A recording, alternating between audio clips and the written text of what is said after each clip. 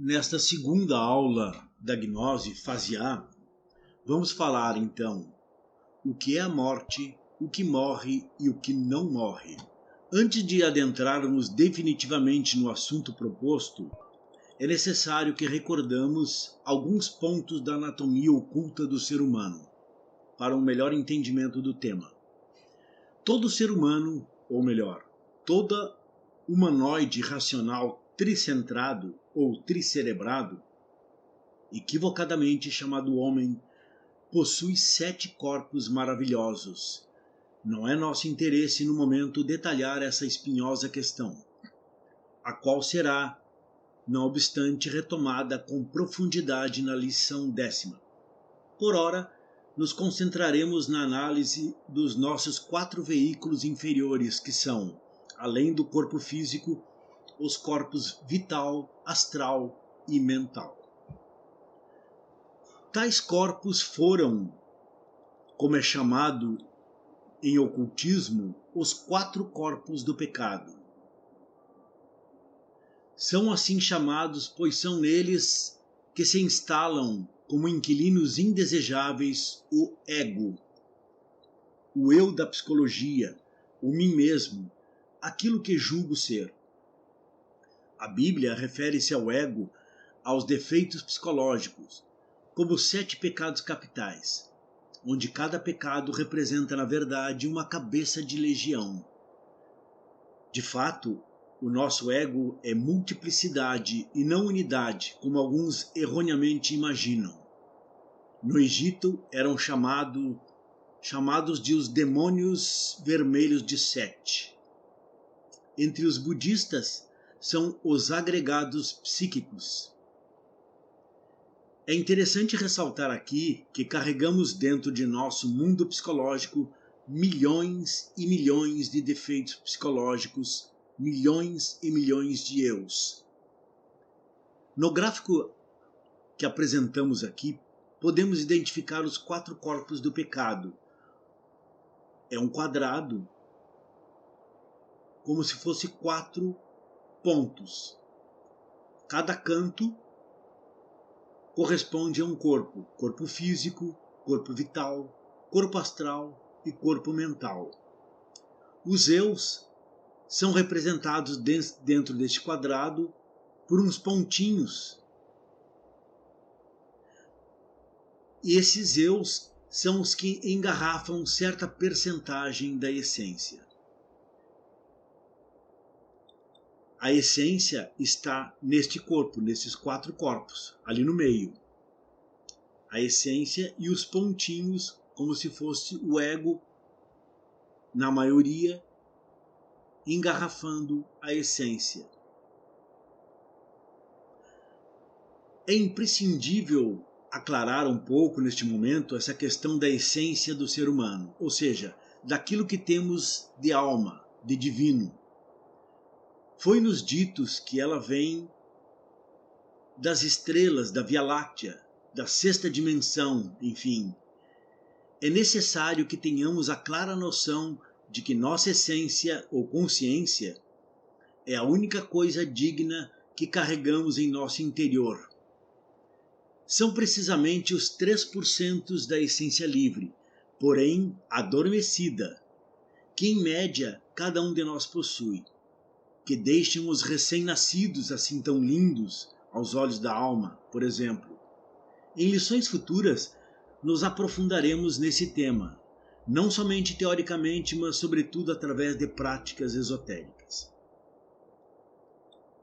Por outro lado, e o que é pior, os demais 97% de nossa consciência encontram-se condicionados, engarrafados por inúmeros eus, agregados psicológicos infra-humanos e bestiais, verdadeiras entidades pensantes e autônomas. O eu pensa, sente e age por nós.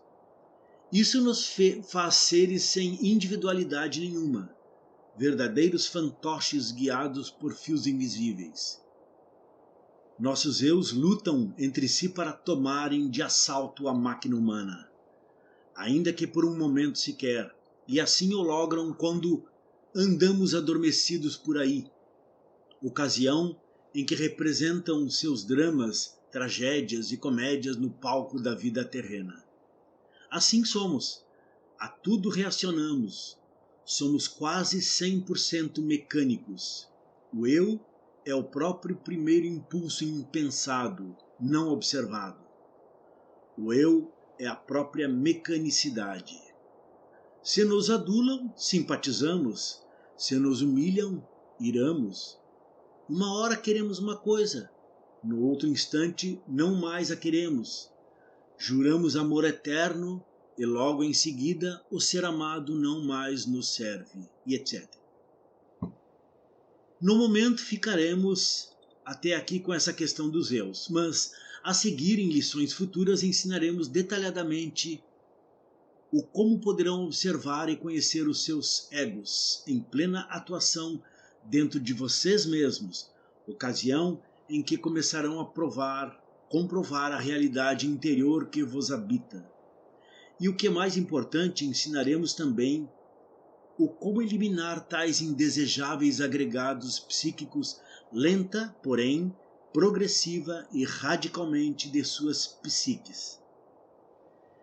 É interessante ressaltar aqui que a importância da eliminação radical de cada eu, ainda que diminuto, reside no fato de liberarmos pouco a pouco uma pequena porcentagenzinha da essência por ele engarrafada.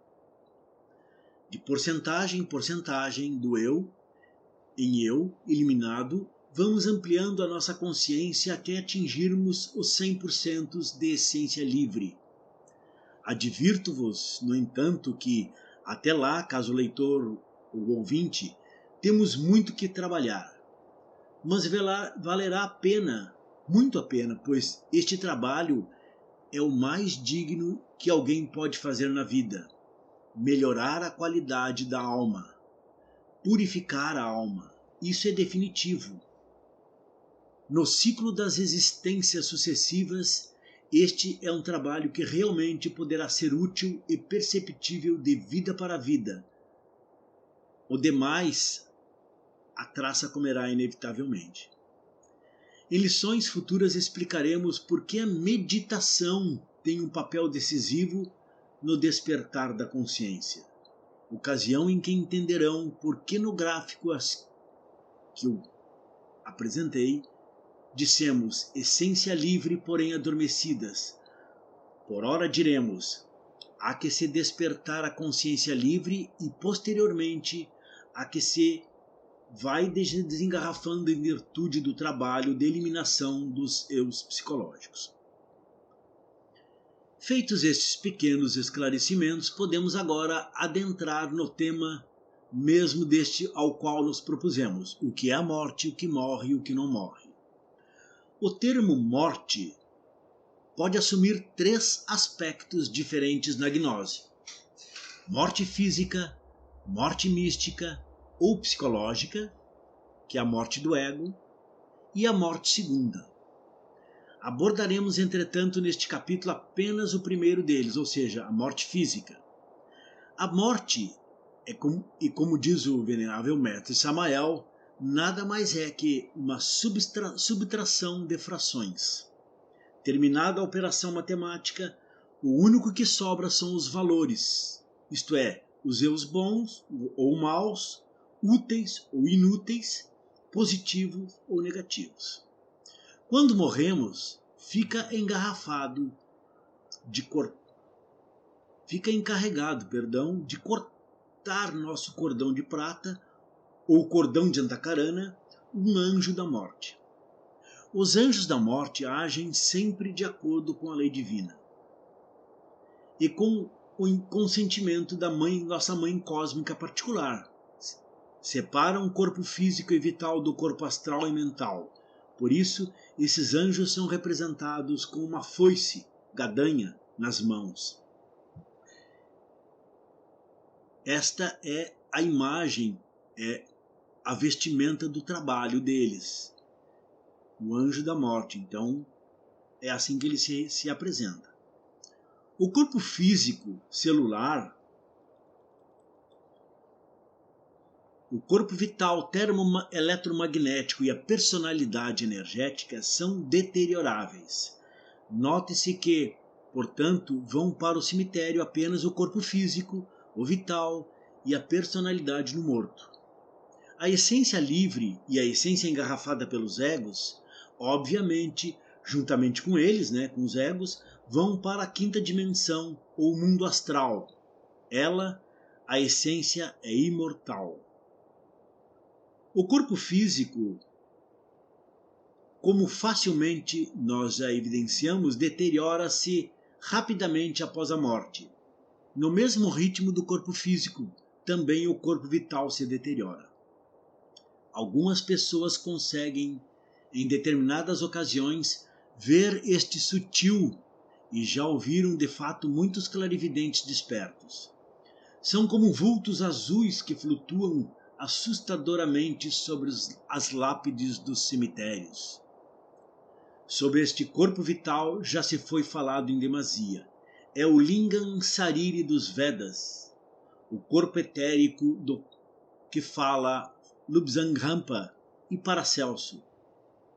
Não vamos nos deter aqui, pois esse é um curso revolucionário que visa prioritariamente a melhoria do estado físico, psíquico, anímico e espiritual de cada um. Por isso, com as práticas que daremos nas próximas lições, cada um terá os meios para se capacitarem a ver tudo isso com seus próprios olhos.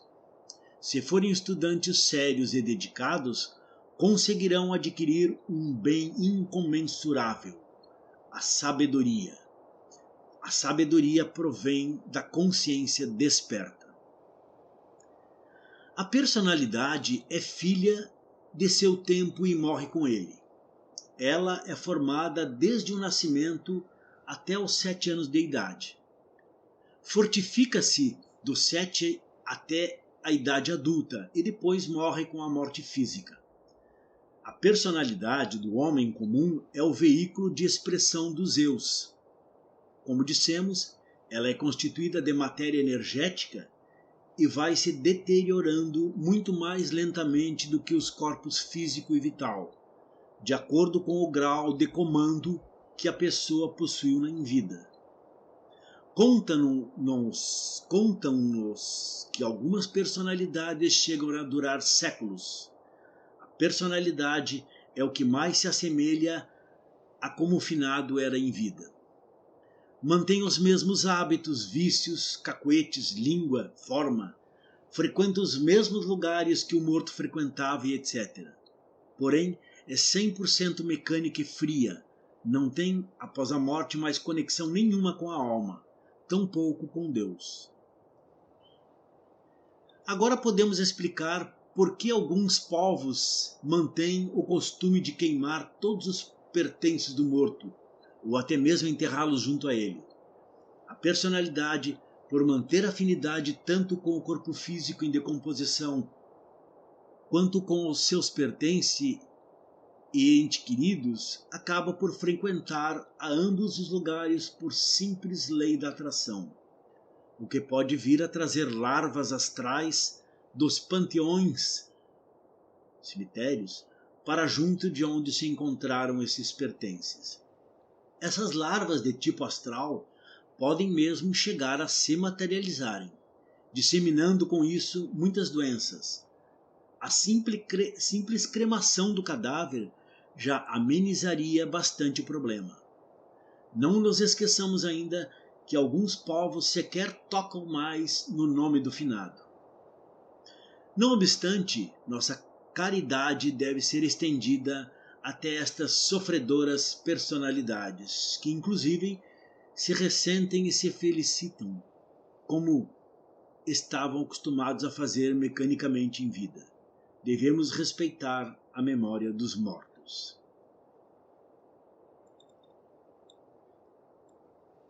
Falemos agora sobre o destino da essência engarrafada pelos egos e dos 3% de essência livre, porém adormecida. Estas, após a morte, vão para o limbo, o orco dos clássicos. Este é o primeiro círculo dantesco, o primeiro círculo infernal ou da lua sob a epiderme da terra. aguardam miseráveis e inconscientes ali uma nova oportunidade para retornarem a uma próxima existência. O momento oportuno é definido pelos agentes da grande lei divina. A sorte destas almas seria outra se tivessem em vida despertado suas consciências. Talvez aí então pudessem escolher o lugar onde iriam se reencarnar para continuarem as suas obras, ou então continuariam se movimentando e trabalhando na grande obra. Enfim, conscientes ali mesmos, como estavam acostumados à vida em vida. Em quinta dimensão, porém, para nós adormecidos, a realidade é outra. Se por um lado homens despertos reencarnam, pois têm méritos e consciência suficientes para escolherem hora e lugar para tornarem outro veículo físico, já para seu turno os valores negativos e positivos dos mortos adormecidos, ou seja, a somatória de egos que formam as almas das pessoas comuns, apenas retornam para repetir as mesmas tragédias, dramas e comédias da existência anterior, acrescidos dos karmas ou dharmas adquiridos. Notem que reencarnação é um termo exigente. Ela somente se refere aos homens de consciência desperta, enquanto retorno é o termo adequado para se referir aos demais. Em futuras lições detalharemos o que representa e como acontece o retorno do ego. Homens inteiramente despertos são aqueles que não possuem o ego animal. Recomendamos sempre a leitura dos livros do mestre Samael, pois ali está contido o ensinamento proveniente diretamente deles. Ler um livro de um mestre é uma conversa com ele. Os temas desta lição estão bem expostos nas obras Sim a Inferno, Sim a Diabo, Sim a Karma. E também a Grande Rebelião. Recapitulando esta aula, morte física, morte mística ou morte do ego, morte segunda, esses três tipos de morte. Tratamos nessa lição apenas do primeiro tipo, que é a morte física. O que morre? O corpo físico, celular, o corpo vital, termo eletromagnético, a personalidade energética e o que não morre, a essência e o ego. Vão ambos para a quinta dimensão aguardar o momento para retornar. Então, ficamos por aqui hoje nesta conferência, ou nesta aula. E na terceira, nós vamos falar sobre o desdobramento astral. Até lá!